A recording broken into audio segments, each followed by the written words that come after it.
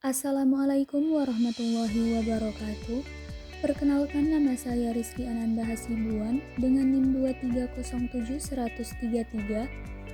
Video ini saya buat untuk memenuhi tugas dari mata kuliah Kesalahan dan Miskonsepsi dalam Matematika dengan dosen pengampu Ibu Hayatun Nufus SPDI MPD dengan judul yaitu Analisis Kesalahan dan Miskonsepsi Siswa SMP Negeri 1 ID Timur kelas 7 pada materi bangun datar.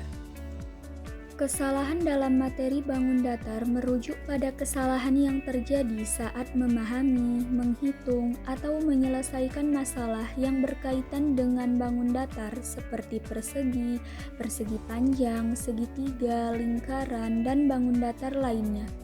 Kesalahan ini bisa berupa kesalahan dalam pemahaman konsep, kesalahan dalam penggunaan rumus, atau kesalahan dalam perhitungan. Berikut adalah beberapa indikator kesalahan yang lebih detail. 1. Kesalahan pemahaman konsep.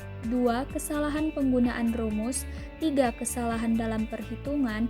4. Kesalahan dalam membaca dan memahami soal. 5. Kesalahan dalam menyelesaikan soal cerita. Miskonsepsi pada bangun datar dapat terjadi pada berbagai aspek seperti pengenalan jenis bangun datar, pemahaman tentang sifat-sifatnya, dan penggunaan rumus. Beberapa miskonsepsi umum meliputi menganggap segi empat dengan posisi tidak mendatar bukan segi empat, kesalahan dalam menentukan rumus keliling dan luas, serta kesulitan dalam membedakan bangun datar dan bangun ruang.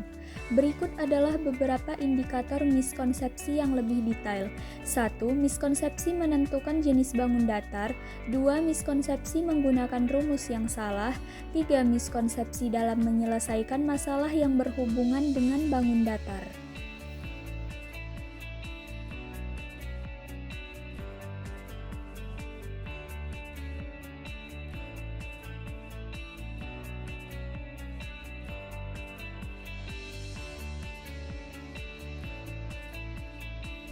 Peserta didik 1 mengalami kesalahan dalam memahami soal untuk menyelesaikan masalah yang berkaitan dengan bangun datar dan mengalami miskonsepsi menentukan jenis bangun datar, tidak menggunakan rumus yang tepat dalam menyelesaikan masalah yang berhubungan dengan bangun datar, sehingga tidak ada satupun jawaban yang benar.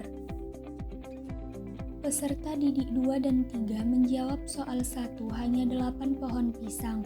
Tampaknya mereka salah memahami bahwa pohon hanya ditanam di satu sisi saja, yaitu 16 dibagi 2 sama dengan 8.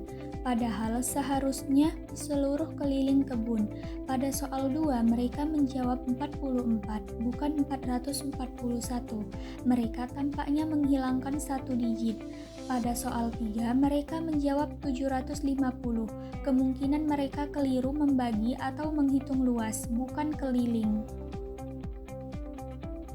Peserta didik 4, 5, dan 6 menganggap pada soal 1 bahwa hanya satu sisi kebun yang diberi pohon. Pada soal 2 jawaban berupa satuan panjang atau meter, padahal yang diminta adalah luas, harus dalam meter persegi. Pada soal 3 tidak ada siswa yang menuliskan jawaban untuk soal ini. Siswa menunjukkan miskonsepsi konsep keliling dan satuan luas. Jawaban sebagian besar tidak menunjukkan proses atau perhitungan yang bisa berarti tebakan. Peserta didik 7, 8, dan 9 menganggap pada soal 1 hanya menghitung jumlah pohon di satu sisi saja, yaitu 16 dibagi 2 sama dengan 8, lalu tidak mengalihkan dengan jumlah sisi, yaitu 4 sisi. Pada soal 2, siswa menjawab 44. Siswa tidak mencantumkan satuan atau meter persegi, dan bisa jadi tidak menyadari pentingnya konteks luas. Pada soal 3, siswa menulis 750 yang tampaknya tidak terkait dengan perhitungan sebenarnya.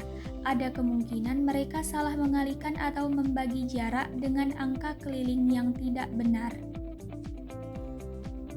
Peserta didik 10, 11 pada soal 1 hanya menjawab 8 pohon pisang, yaitu terlalu sedikit, kemungkinan hanya menghitung sisi tanpa menjumlah keseluruhan keliling.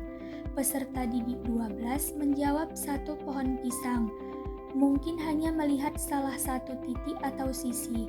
Pada soal 2, mereka menjawab 610 meter persegi, yaitu lebih besar dari luas tanah.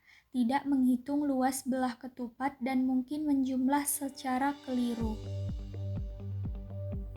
Peserta didik 13 pada soal 1, siswa menjawab 8.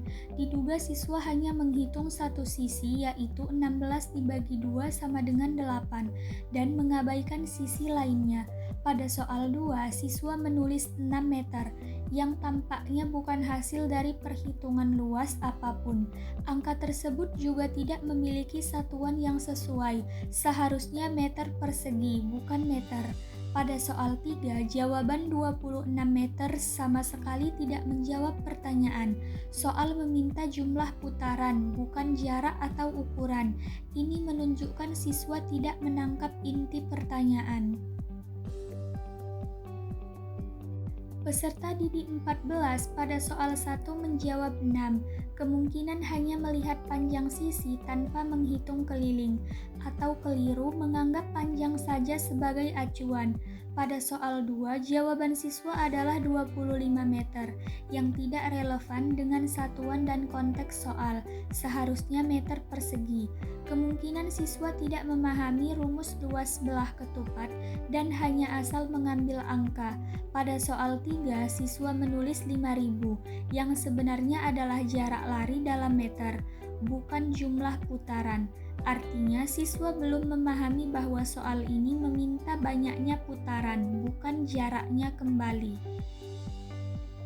Peserta didik 15 menjawab pada soal 1 sudah benar, langkah-langkah sudah tepat dan jelas, tidak ada miskonsepsi.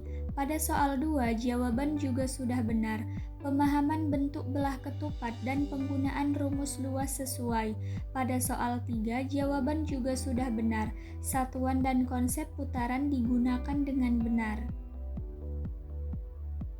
Strategi untuk mengatasi kesalahan dan miskonsepsi dalam materi bangun datar. Untuk mengatasi kesalahan dan miskonsepsi dalam materi bangun datar, strategi yang efektif meliputi penggunaan peta konsep, pembelajaran berbasis masalah, dan pendekatan interaktif. Siswa dapat diminta membuat peta konsep untuk memahami unsur-unsur bangun datar seperti sisi, sudut, dan diagonal.